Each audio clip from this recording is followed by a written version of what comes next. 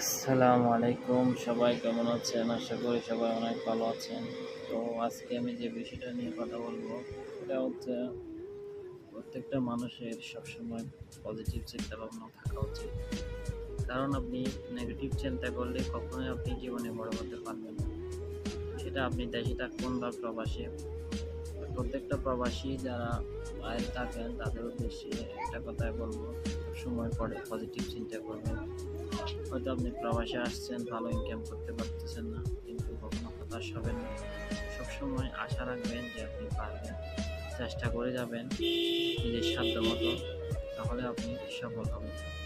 সবসময় চিন্তা করবেন, আমি এদেশে এসেছি টাকা ইনকামের জন্য, আমাকে টাকা ইনকাম করে দেশে থেকে যেতে হবে। সেটার জন্য কঠোর পরিশ্রম করুন, নিজের চেষ্টা মেধা শ্রম দিয়ে সবসময় চেষ্টা করুন, ইনশাআল্লাহ আপনি সফল হবেন।